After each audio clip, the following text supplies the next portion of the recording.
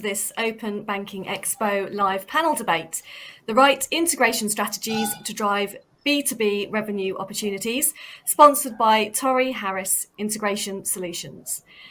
Now, today I'm joined by an esteemed panel. They're here to discuss the modernisation of legacy systems, something that applies as much to newer digital and challenger banks and fintechs as much as it does to the incumbents, of course, and their experiences of migrating to the cloud, as well as where the opportunities lie in identifying new revenue opportunities in the open banking ecosystem along the way. We'll also hear from our panellists about their perspectives as the UK navigates the road to open finance. So I'm delighted to be joined today by Kartik TS, Head of Centre of Excellence at Torry Harris Integration Solutions, Jason Maud, Chief Technology Advocate at Starling Bank, Stefania Ritchie, Strategy and Propositions Head, Commercial Business Transformation at Lloyds Bank, and Conrad Ford, Chief Product Officer at Allica Bank. Welcome all of you to this live panel, which coincidentally is our first of the year here at Open Banking Expo. We've got plenty to get through today, so I'm keen to get the discussion underway. Just to make the audience aware, we've had a few technical issues with Stefania, so she is going to be on a still image, so you'll hear her, but her image won't be moving, just in case you do get alarmed. As always, we're going to have plenty of time at the end to put your audience questions to the panel, so please do send those in throughout the live panel. It's your chance to grill them all and hold them to account, if you will. So let's get underway with our first question. I do want to come to you, Stefania, if it's possible. I'm keen, given that you are at Lloyds Bank, of course, to talk to you a bit about legacy, whether you found it to be a kind of weak link in delivering value to your customers. So what were some of the key challenges, if you like, in your legacy estate? Hey, hi, Ellie. Nice to be online. So rather than it has been a weak link, I would say it is being increasingly one as the competitive landscape and the needs of our customers keep changing rapidly. And there are new standards of service being set, not just by neobank and fintechs, but also by everyday retail experiences. So I heard many say that incumbent banks are a museum of technology dating back to the 1960s. And I think that's a pretty good sentence to sum up the challenge that we are collectively facing as incumbents. In fact, every work on legacy that I've been involved in Lloyds, I'm pretty sure across my incumbent peers, it's like the work of an archaeologist trying to figure out how the multiple layers of technology being pierced together over decades, as a consequence of modernization, new products, new channels, M&A, and what have you, how they all work together. As you can imagine, these kind of explorations are quite expensive and they take time and expertise. And ultimately, the conclusion could be that to launch such innovation that is very much needed for a particular customer segment, it takes more time and it will cost more than you initially envisaged, to the point that sometimes it doesn't crack the business case. And so you are in that conundrum. What do I do? Do prioritize the customers? What does that mean for our shareholders, etc.? So it's quite you've got big questions when it comes to modernizing legacy. But I will sum up for you, in my view, what are the main, I will say 4 or 5 challenges. So one I would say is the agility in reacting to new demands for new products, definitely, and personalized experiences on different channels. I would say the other one would be real time. So core banking systems do not run in real time very often, and this is increasingly limiting, especially as customers demand applications and services to be around real time.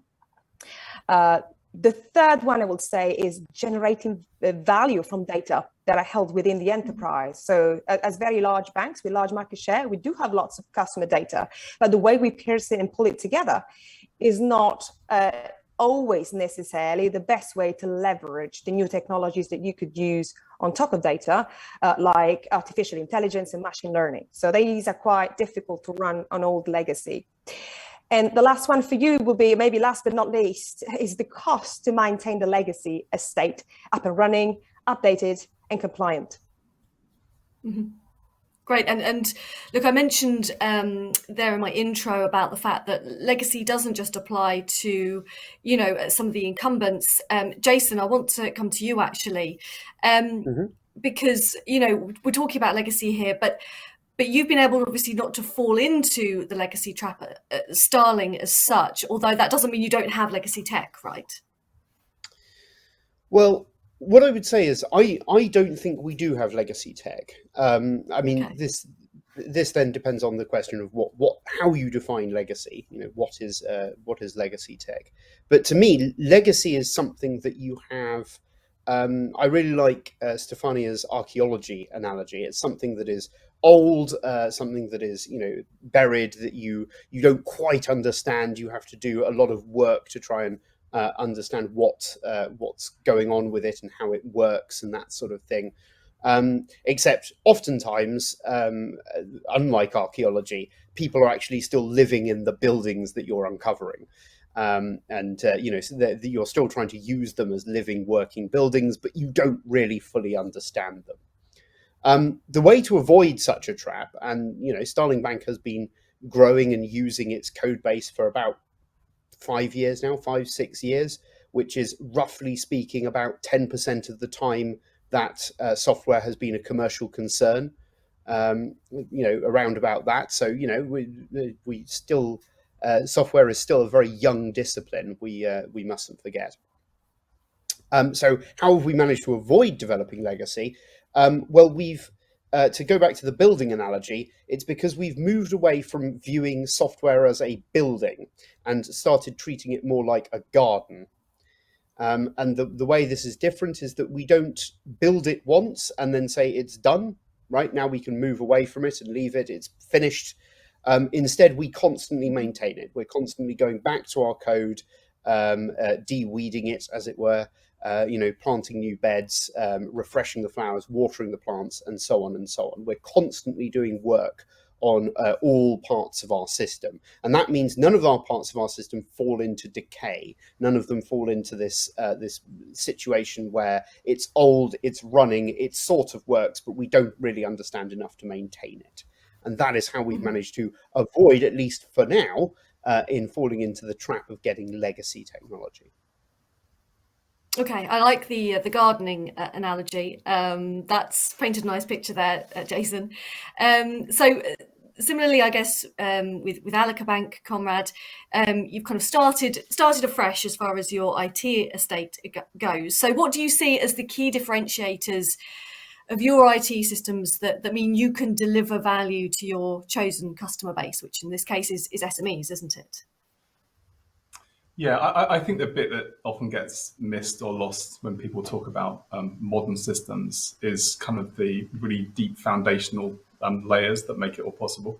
So my favorite example there is single customer view. And I guarantee there's no fintech conference or banking conference without somebody saying single customer view, which might mean, that a customer can log in and see all their products, or it might mean that a operations person can log in and see all the customer's products. Well, actually, that user interface layer of single customer view is really easy to do. Right? In modern software tools, it's really easy to do. It's a trivial technical problem. The thing that makes it really hard to do is the underlying data models. So if you start right from the first principles around having common data models, for example, about how you describe your customers, and you ideally have common technologies that hold that data, then delivering the cherry on top of making everything look nice at the front end is actually really easy to do. So the benefit of really starting from scratch is that you can think about that. And, we, like Starling, move really quickly in terms of how we build stuff, but it's actually one of our sort of principles that we will get the data right, even if it slows us down, because we think it's so integral to the eventual success. So what does that mean in practice for Allica Bank? Well, we're solving a fairly unique technical problem, and one that hasn't been solved so far by any software providers. And that is the fact that our target customers, which is medium-sized businesses, are quite complex. So they're not like consumers or micro businesses where they're all very homogenous and very high volume with simple needs. Our customers will have ultimate beneficial owners, people of significant control, multiple directors, subsidiaries, opcos, propcos. Nobody has built the platform yet that's able to deal with that complexity at scale. And actually, that's one of the reasons why incumbent banks are retrenching from servicing medium-sized businesses, is because they're trying to do it through a system, consumer banking platforms that were never designed for this technical problem. So we've spent a lot of time at that kind of deep level of thinking about our customer data models and how we can basically embrace at scale the complexity of our customers, which we think builds a highly defensible business over time, because it's a unique problem and very hard to solve. Mm-hmm. Jason, I can see you nodding along there, and you have a slightly different customer base, of course, don't you? So did you want to talk about, is there anything there that you experience that's similar to Allica Bank, and also how have you been able to deliver value to your kind of consumer customer base, I suppose? Yeah. Well, Starling did indeed start with a purely consumer customer base, and we started with a very simple personal current account, one account, one owner of the account, easy, and that sort of thing. And then we moved from that into other areas, and we are indeed now moving into the SME space. We have SME business accounts, and we are encountering the sort of challenges that Conrad mentioned. These challenges that these businesses are much more complex. They need much more. They are not the same. They are not homogeneous. They need many more different options, and different businesses will have different needs and require different services. So it's much more complex, and it is a problem that we are trying to solve at the moment. I agree that very much that the data and getting the underlying data modeling right is key, because that's normally the hardest thing to change in situ. We had to undergo a big change when we moved from our simple personal current account model to a much more complicated model that would support business customers, and that was a long process of changing and refreshing the underlying data. Ultimately, the way to make sure that you have this sort of single customer view, where you as the business and the customers are able to see all that they need to see without logging into several different systems, is by connecting the systems up via internal APIs and making sure that your internal APIs connect well together, that the different systems have a good idea of what data it is they're storing, and you have a good way of getting that data from one system to another. And that is what a lot of banks that have grown through mergers and acquisitions lack, because they have two completely separate systems that might store customer data twice, right? You might have the same customer on both systems, and they have no idea on how to connect these systems together well, and how to unify the data and make sure that the data is merged correctly. Mm-hmm. We've heard now from three of our panelists. So Kartik, I'd like to bring you in at this point. Why is cloud native architecture relevant to a business that's looking to migrate to the cloud? Right. So cloud native architecture, as you know, is an umbrella term used to describe the microservice based architecture, containers, and using the cloud first principle in building applications. Right. So in terms of supporting the new digital business models, especially when you think in terms of the APIs and the ecosystems, it's very important from an infrastructure standpoint to have elasticity, which means based on the demand, the infrastructure can scale up and scale down automatically without having to throw on additional servers.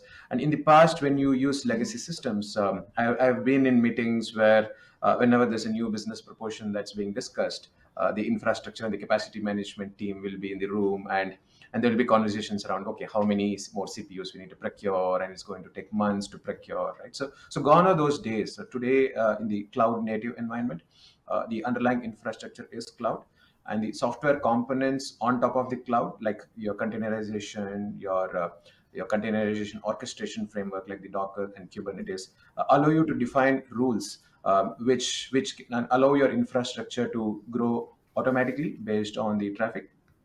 And this is very much essential when you make your data securely available to third parties. You have no idea in terms of the consumption volume, the consumption pattern.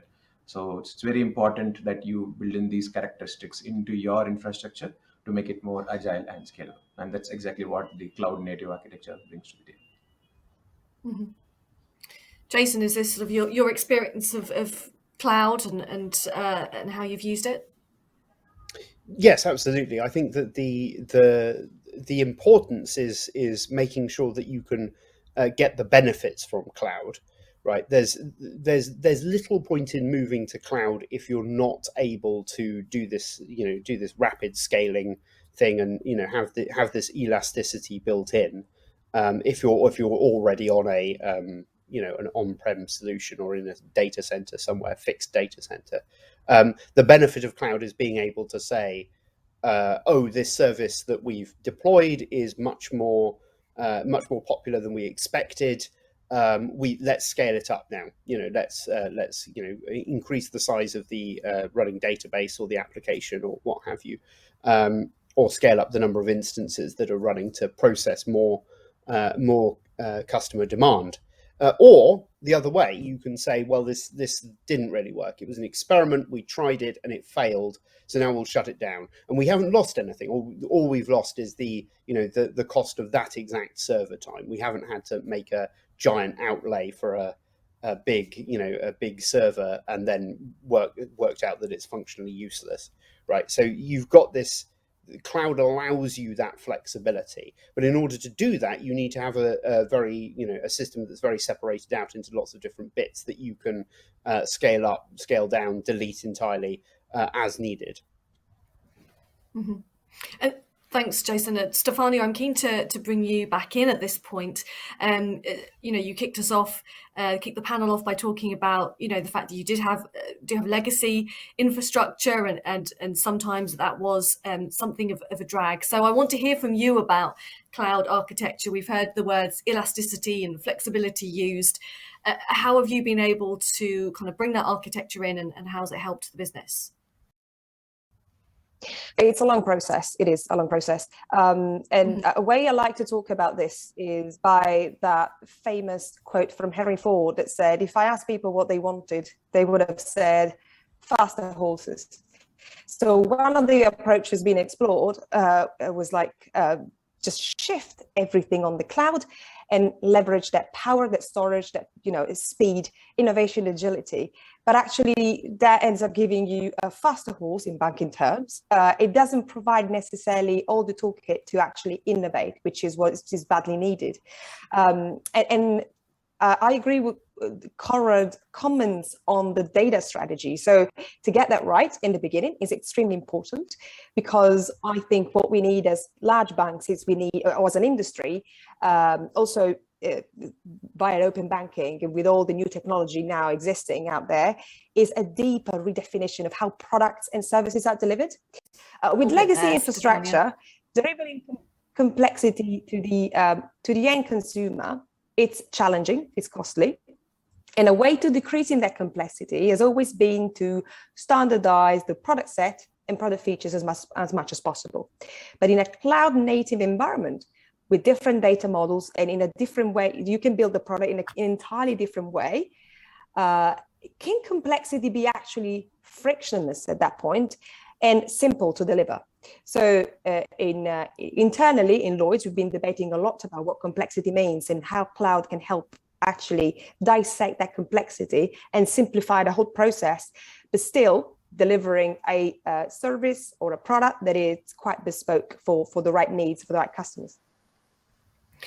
Thank you, Stefania. Sorry, I think you might have cut out for a little bit, but we did hear you in the end. You came back, so that's really good. And Kartik, I want to come on to you and ask you specifically, as a systems integrator specialising in integration for sort of over 23 years now, how can you deliver value when you have to work with old and new integration platforms? In short, are there any benefits, and if so, what are they, of a hybrid integration platform? Sure. So basically, from our experience, we have seen that it's not practical to look at this from a big bang modernization perspective. So there will be coexistence of legacy and cloud native applications. So we have categorized this into 3 models, and these models are progressive. So the first model is to use integration as a means to make sure that you are able to pull the data and the capabilities together to fulfill the customer journeys required for your different business models, right? So in this case, you would use traditional integration tools like an enterprise service bus, messaging middleware, like message queues, event-driven platforms like Kafka and so on.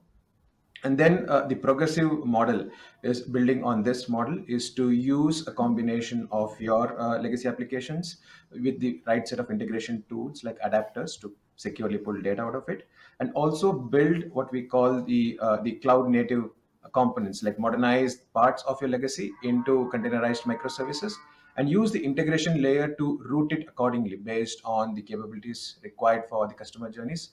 Use the microservice based model, and for the customer journeys that still need to remain with legacy, you continue to use the old model. And building on this, the most common model in terms of the neobanks and even larger banks that need to adopt SaaS-based applications in addition to what capabilities they already have. So today we are already hearing about cloud-native core banking. We are talking about composable bank, and what this means is to use combination of integration tools on your legacy, to use microservices, and to use tools like SaaS-based banking applications. And this is where integration tools like iPaaS comes into picture, integration platform as a service that works well with cloud to cloud, cloud to on-premise, and multiple integration patterns and models. Mm-hmm. Thanks, Kartik. And Stefania, I just want to find out if you can add anything to that. You spoke earlier, obviously, about some of the challenges posed around kind of migration and the fact that this journey is quite a long one to sort of adopting that cloud infrastructure. So can you bring in any other sort of concrete examples here about sort of perhaps this hybrid integration that Kartik just talked about? Yeah, sure. So one thing that I would say is we're definitely operating on that premise now. So we've got lots of legacy infrastructure, some of which can still be successfully modernized and bring us to a good result, but also we need third-party providers for particular product or channel solutions, which we are also using. So there's a hybrid model, and then there's the cloud. And what we will do with that agenda. Now, I think, technically, you get the experts together, they will make things work. There's always a time and cost conundrum, but I think that could be eventually solved. The problem sometimes in large organizations like ours is around the ways of working and the organizational structure you need to deliver on that hybrid, not well-defined strategy. Which is, again, for us, a work in process and a process by which we will fail and learn and fail multiple times over again. Because if I were to give you a perfect solution, we haven't found it, and we are on the journey. But definitely, I would say to people like me working on this particular conundrum that, to pay particular attention to the ways of working, because sometimes, you can fix the technology, but it's very hard to tweak the culture, how teams operate in this completely different environment. Mm-hmm. Yeah, some good points there, Stefania. Jason, can I ask you to add anything? You obviously a slightly different experience, clearly, from Stefania and Lloyds. But yeah, what are your thoughts on hybrid integration? So Starling Bank is cloud native, completely cloud based. So having a hybrid between, say, an on-premises solution and a cloud-based solution is not something that we do. But having said that, I can see that from the perspective of a bank that is, currently has a mix of all of these different technologies, the important thing is to have a very well-defined system architecture at the sort of systems level. What system does what, and making sure that you've got the APIs, the internal APIs between each of the systems well defined. Which system is in control of what data, so where does customer data live, for example? Where can I find a customer's address? The answer should be on that system, not on that system and that system and that system, depending on the day of the week and which product you're using. That's a bad idea. So making sure that each system has well-defined responsibilities and that those responsibilities only belong to one system is very important to achieve. That I think is the key to working with this, whatever you're working with, whether you're working with a hybrid, cloud and non-cloud solution, or whether you're working entirely in the cloud. Okay, great. Look, Kartik, I want to come back to you for a moment. We've talked about obviously getting greater value from legacy assets while transitioning to a cloud native setup. What should you prioritise though when it comes to open banking?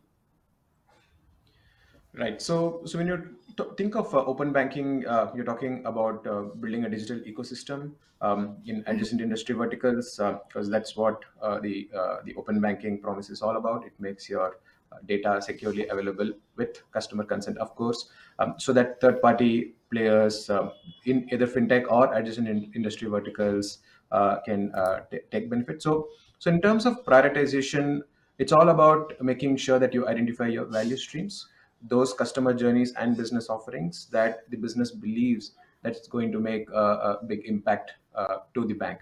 So you need to start with a workshop. So we have done this in the past where we engage the business stakeholders, we engage the IT system owners, and we engage the integration team, and we have a conversation in terms of the prioritization, in terms of what business models should we pick and choose first that can produce the greatest value first. So we call this group that makes the decision on the business prioritization beneficiaries. So beneficiaries are those who bring the benefit to the organization through use of these digital business models.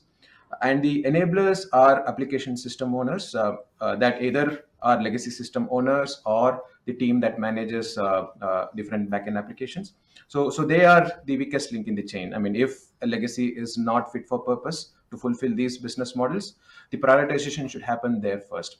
So that's how you plan your IT budget, you plan your IT roadmap. You have participation from the CIO, the senior IT leadership, and you make sure that your business roadmap is aligned to the changes in your legacy using one of these models that I mentioned.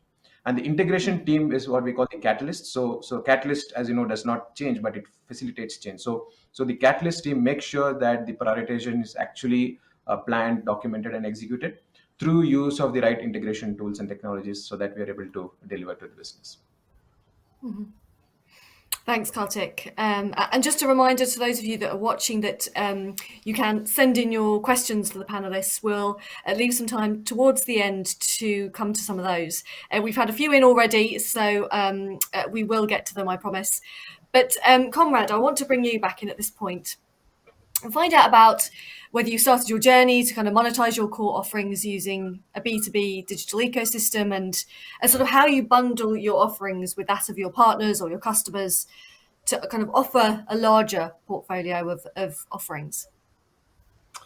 Yeah, well, I mean, let me first give my view on what was fashionably a few years ago would be called marketplace banking. In my view, marketplace banking, as it's typically described by strategy consultants, the big fintech conferences, is a very good way for consultants to make money. It's not a very good way for banks to make money. Marketplace banking, in terms of this idea that your bank is kind of a central platform partner from which people are going to buy all kinds of unrelated services, it just doesn't work for me.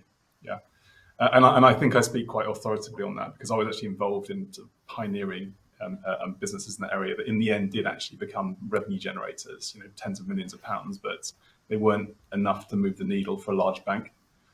So my view of partnerships and marketplaces is quite specific. I see a strong business opportunity in partnerships and marketplace opportunities that are very, very aligned to the core revenue generation of the bank. In other words, the bank has a unique competitive advantage, even over the most modern technology provider, in that it has a bank license. It has an extraordinary cost of funds. It has strong regulatory protection. So for me, that should kind of be the starting point in terms of how you think about a marketplace strategy. What does that mean for us in practice at Allica Bank? Well, firstly, we are investing quite heavily in APIs that allow partners to work with us. So we are, amongst other things, a lender to SMEs. So we absolutely want partners to be able to deal with us easily and send us business easily via API. And in fact, we already have some flagship partnerships in that area where we're beginning to deliver incremental revenues from an API-based strategy. And equally, we as a business as a bank can't lend to every single business that wants us to lend to them. So we're also interested in partnering with a select number of lenders who can help customers that we can't.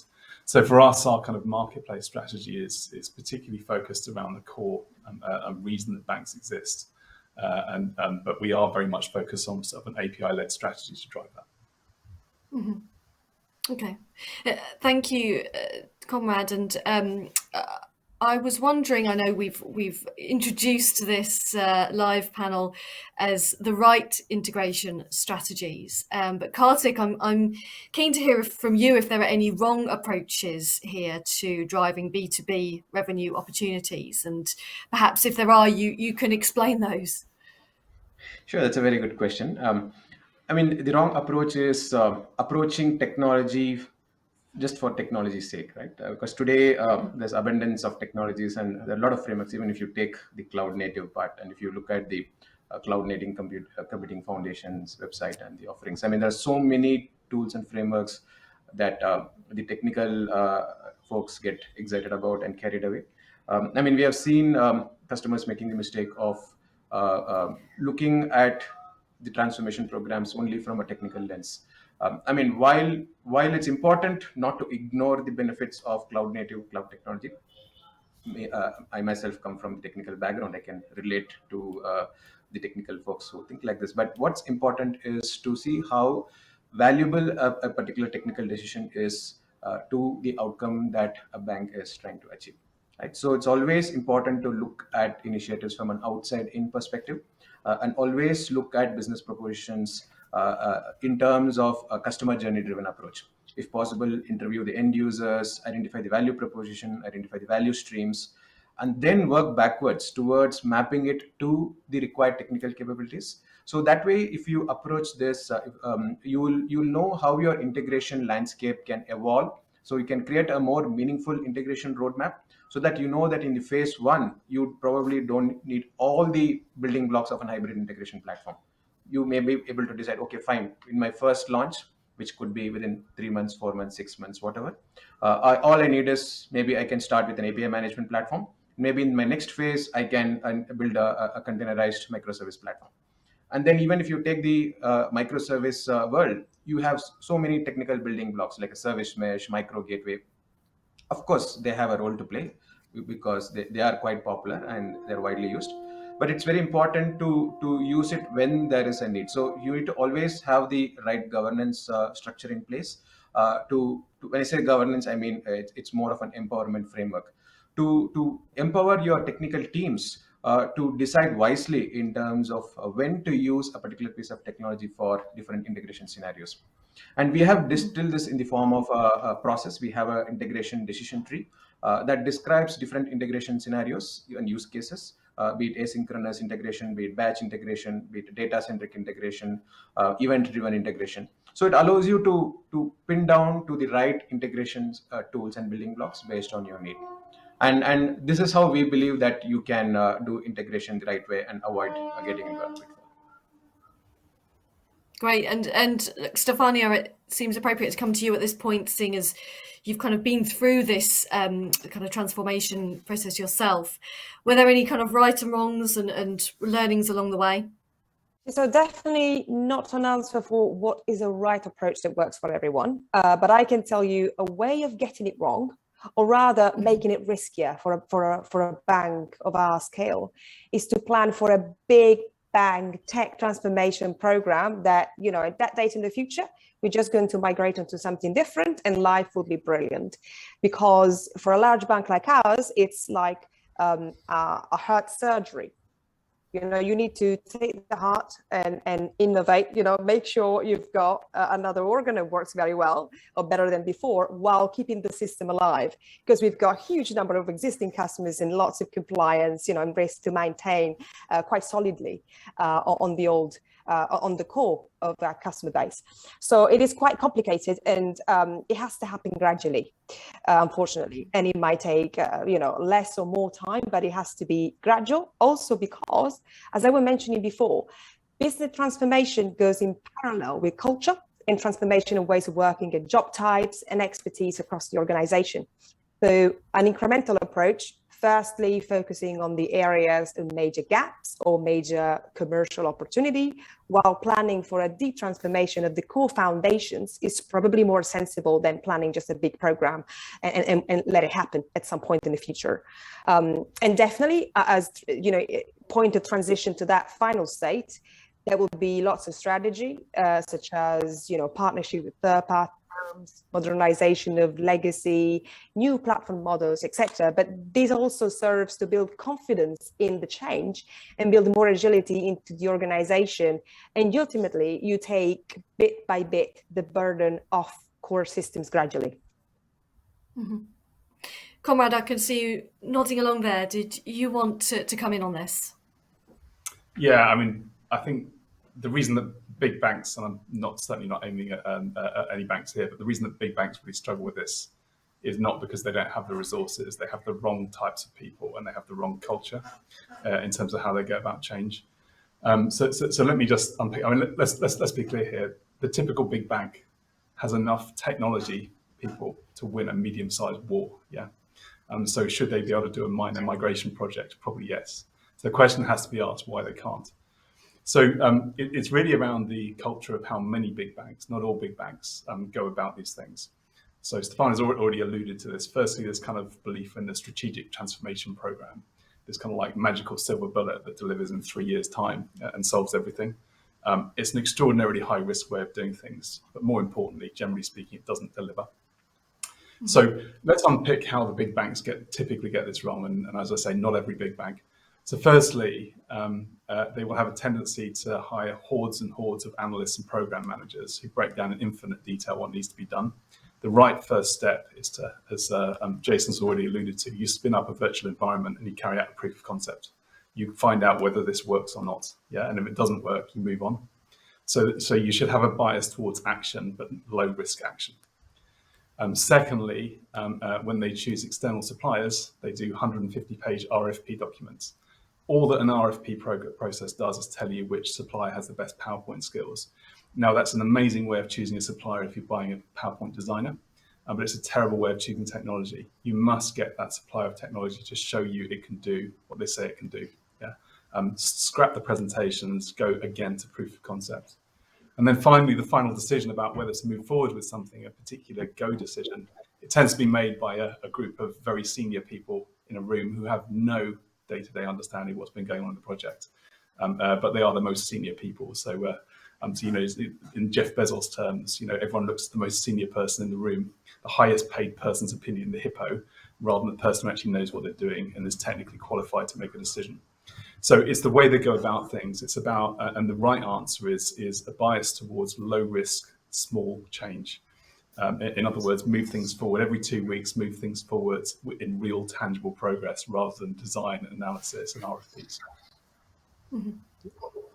And I think this is what, when agile is referred to build on what Conrad's saying, this is what it really refers to, right? The Agile Manifesto, if you go back and look at that from 2001, is a very simple document. It's not a giant process methodology document. It's a very simple philosophy statement, which contains such lines as, we prefer working software over comprehensive documentation. We prefer people over processes, right? It's this very simple document about how it is best to run and design software.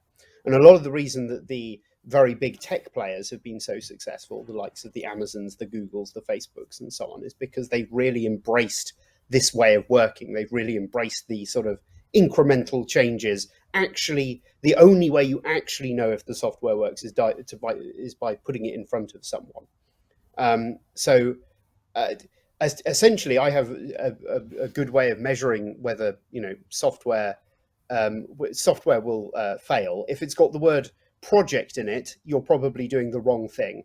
If you've got a project manager, you're probably doing the wrong thing. If you have a Gantt chart, you're probably doing the wrong thing.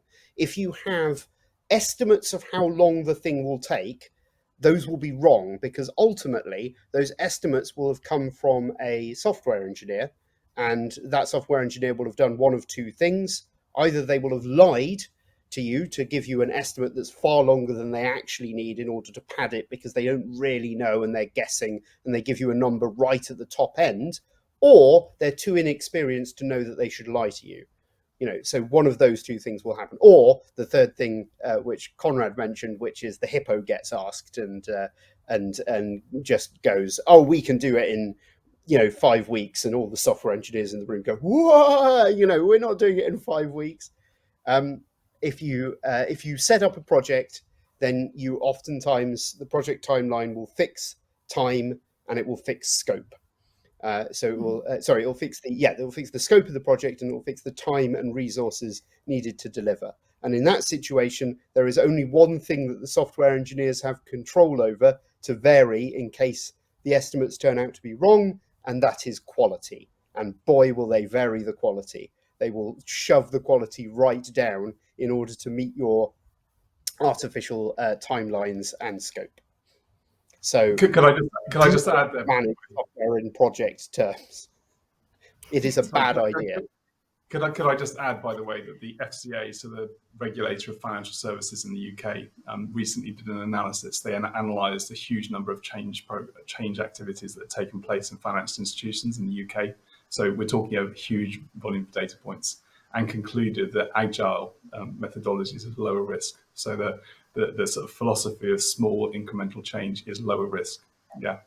So you have to, if you are still doing traditional change governance in a major financial institution, you have to ask yourself the question as to why you haven't taken on board the findings of that study, and it is an empirical study. Traditional change governance, putting layers and layers of decision makers and committees and papers and red, amber, green documents does not reduce risk. Small incremental change reduces risk. So you need to attack the root cause of risk, not put governance around risk. And thank you. Just to emphasize Jason. Just to emphasize that, because I think this is a really key important point, just to emphasize this once again. It is lower risk. I get slightly tired as being viewed, in the sort of challenger, technologically savvy bank as being, some sort of a cowboy operation which just chucks out code and doesn't care about its quality.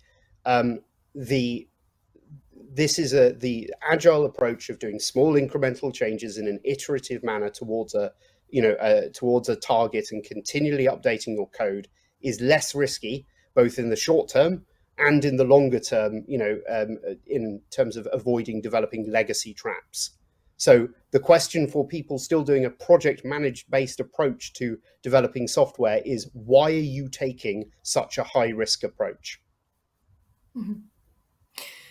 Okay, that's thank you both for kind of jumping in there, because you made some really interesting points and really important as well to bring it back to the regulator, and also this idea of risk. I think, look, I just want to come back to Stefania before we move on to some audience questions, actually, because we've got quite a few that have come in.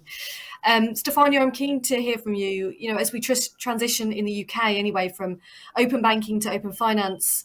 How are you building kind of the digital marketplace of tomorrow, if you like, with TPPs?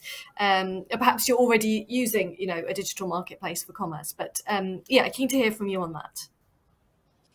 Yeah, sure. So in the B2B space, we are certainly thinking about how an ecosystem concept of banking can help our customers.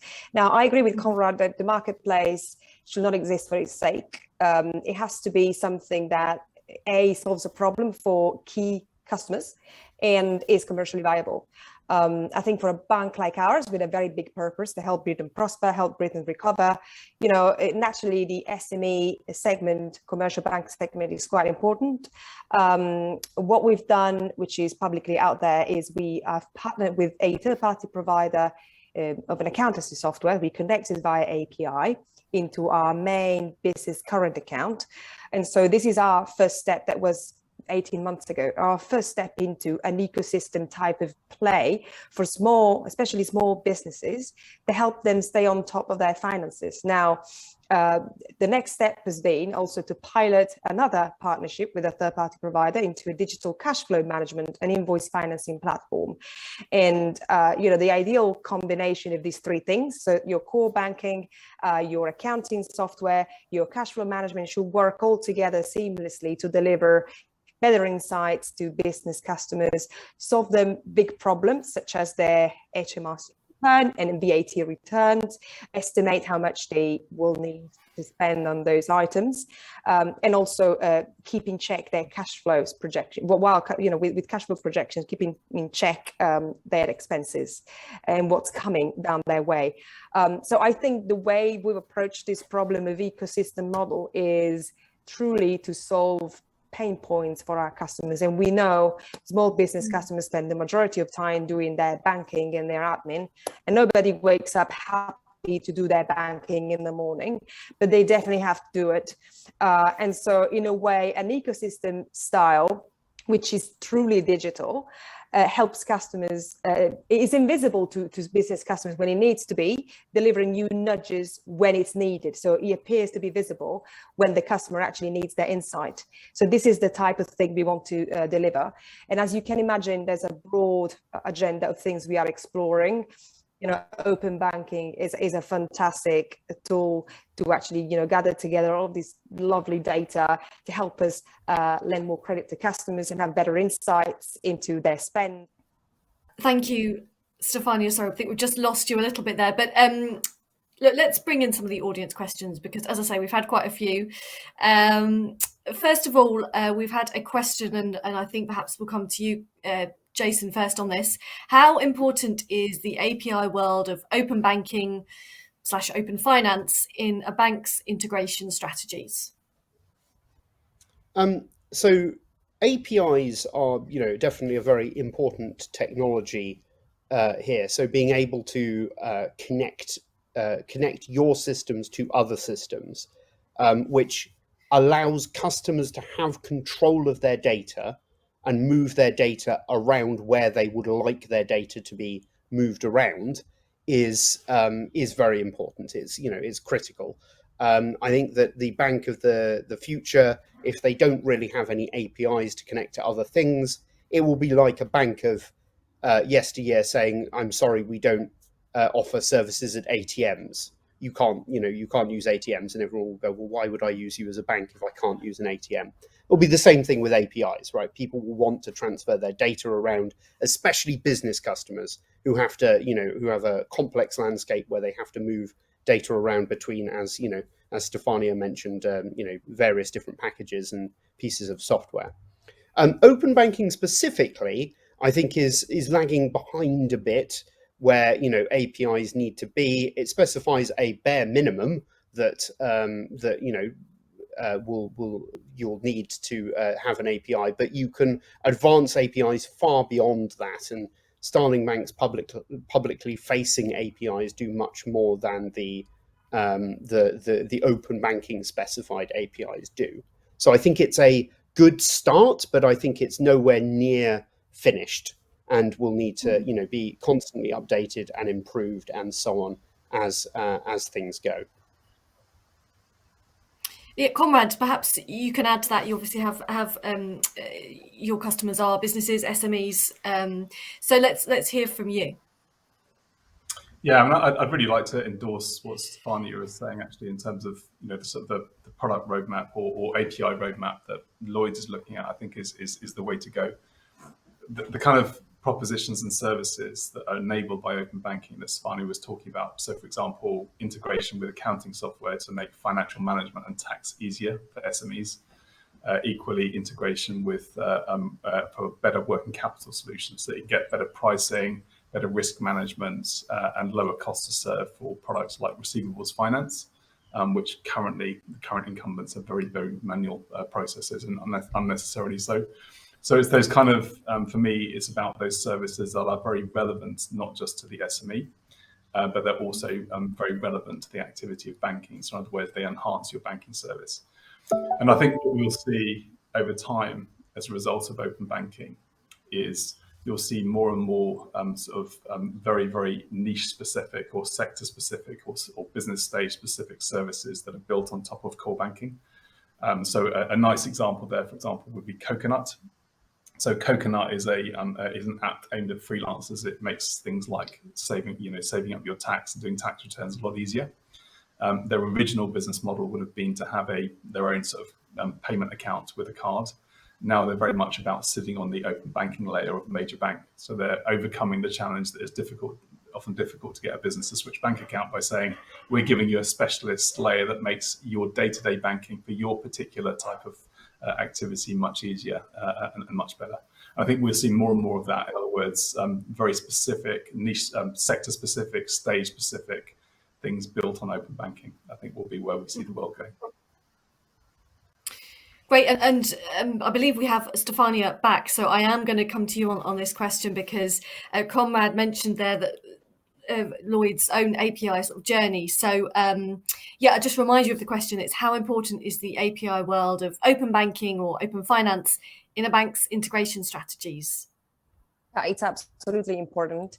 In fact, if in the past any type of IT strategy was, from the IT department to worry about, now the entire business talks about API and how important it is, and how we should be developing APIs. It should be an API strategy that is clear to everyone, and what we can do. So, what are the possibilities that opens up?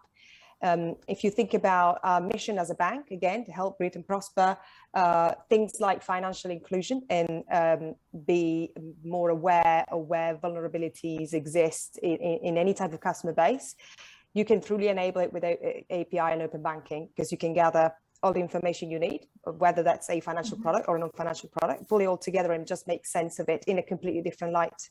There's just an example. There's many examples in the small business space, obviously. With COVID, the delivery of business loans, I remember not too long ago that the more information, the better, just to monitor risk constantly and make sure we knew where customers were getting into difficulties and we were not necessarily aware because of the way the data were presented or the type of information we had access to. So all of that surely, makes API at the center of the discussion. Mm-hmm. Thanks. And Kartik, you're coming at this from a slightly different perspective, I suppose. So I'm keen to hear from you on this question. Get the full sweep. Sure. So basically, I completely agree and endorse what Stefania and Conrad had mentioned. So from our perspective as a systems integrator, what we see is when you onboard a third-party provider, it's very important to not just onboard them just as in your ecosystem, just as a provider. I mean, you need to have deeper integration, and this is what we call the value orchestration. And this is where banks would need to provide API enablement as a service, because not all third-party providers will have the required technical maturity. So banks would need to partner with the right systems integrator to provide API enablement as a service, or even to take this further, digital marketplace enablement as a service, and look at this as a more advanced B2B offering. So this allows you to kind of securely provide the required tools using a white label approach. Either you offer it as on cloud, or you can do it with your existing systems. And this is where we bring the set of tools to the table. Like we have the Digit Market umbrella of tools that has a digital marketplace framework, API management framework, a lightweight integration tool called Coupler that empowers the banks to provide these tools on a white label basis to empower the partners to fully expose their APIs and generate value out of their transactions. Mm-hmm. Thanks, Kartik. Conrad, we've had a question for you. Is digital empowerment of SME a priority for Allica Bank? Yes, it is, but in a very specific way. We are explicitly aimed at what we call established SMEs. So if you break down the UK SME population, and this would be broadly similar in almost every advanced economy, there are about 5 million micro businesses. These are tiny businesses, often freelancers, often somebody with a van and a ladder. There's only about 500,000 established medium-sized businesses. Although there's a tenth of the number, it's a much bigger segment of the economy. It's about a quarter of the economy. Micro business is really small, and we think it's micro business is fertile for sort of traditional neobank plays. In other words, you can probably manage a micro business on an app. You certainly can't manage a medium-sized business on an app. So we have a very specific view, which is that for our customers, almost half of them would say the most important thing in a bank is the relationship manager. In other words, it's the person that represents the bank in terms of advice, talking through networks, local contacts, etc. And because the incumbent banks can't make relationship banking work economically anymore, they're taking that away. So the most valuable thing for an SME, they're taking it away because they can't make it work. Now, the reason they can't make it work is firstly because historically they've delivered local banking through branches, which of course are an obsolete legacy now. So why do you need those? Secondly, because they didn't necessarily have the right people. And thirdly, because their systems were not tailored for this segment, which means that relationship managers spent all their time doing stuff like manually changing addresses for customers, stuff you should be able to do easily digitally. So our vision is basically relationship banking enabled by technology. What that means is our digital experience should be so smooth that day-to-day stuff like making payments, changing your address, of course you're going to self-serve digitally because it's much easier.